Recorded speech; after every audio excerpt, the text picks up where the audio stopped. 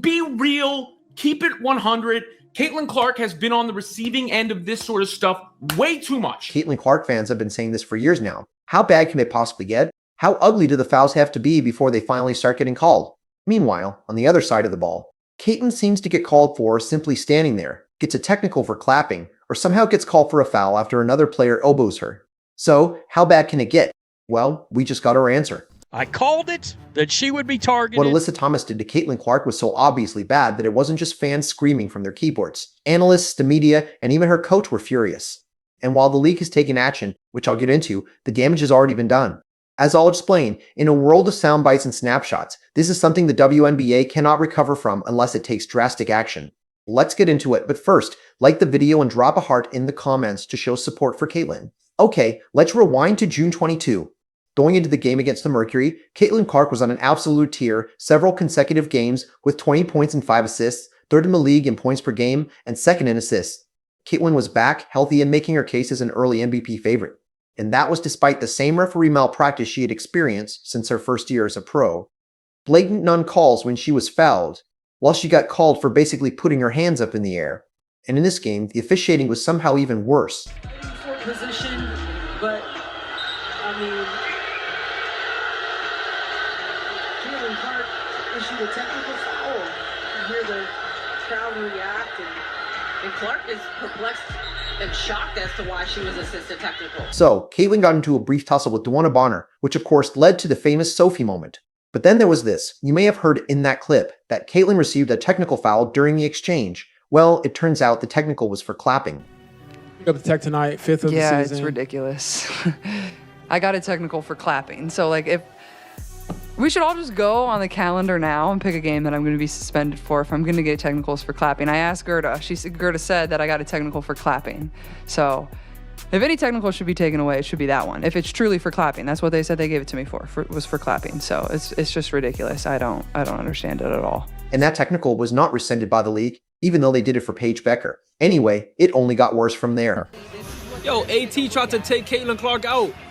Look at that elbow. Oh my. Saw the elbow extend from behind, and that's not gonna. She tried to take her out with the elbow. That's Alyssa Thomas throwing an elbow at Caitlin, which was bad enough and an obvious foul. But then came what many are calling the worst call in sports history. The illegal contact is initiated by Caitlin Clark. She comes across the arm, into the body and hip of Thomas. Caitlin somehow was called for initiating the contact after the review. So she gets a technical for clapping and a foul after being elbowed. Now, that's bad, but once again, we have to go back to the original question. How bad can it possibly get? Well, 2 days later, it got even worse. Once again, Caitlin was having a great game, on pace for a 20-point 10-assist performance. And then this happened. See that? That's a fist pressed onto Caitlin's neck. Once again, courtesy of Alyssa Thomas. But there was more to it. From the other angle, you can clearly see a knee pressed into the groin. And of course, there was no call. Then Caitlin quietly left the game with back issues and didn't return. Many suspected it was because of this. Yep, yet another illegal closeout. So now we've got a punch to the neck, a knee to the groin, more reckless closeouts, and injury. This time, everyone lost it. Whether it's from Kennedy Carter at the very beginning, or Marina Mabry last year, or Alyssa Thomas today, way too often she's been on the receiving end of this stuff, and she's getting called for fouls for having her arms straight up in the air and getting technicals for clapping. And then there was the closeouts, reckless closeouts, whatever you want to call them. And I posted earlier today, she's gonna get hurt. If this keeps up, she got hurt, back issue. How many times is Caitlin Clark going to get cheap shotted by the same 3 or 4 players over and over and over and over again before the refs do anything about it? These are analysts and fans. What about the coach? During the game, we saw nothing from Stephanie White. At this point, we don't expect her to go full Cheryl Reeve. But come on, give us something. I mean, until this point, the coach has thrown more daggers at Caitlin than at the refs. But what she said after the game was finally what needed to be said. Number one, you gotta call it. It's absolutely egregious and utterly disrespectful. Yes, unacceptable, egregious, all good words.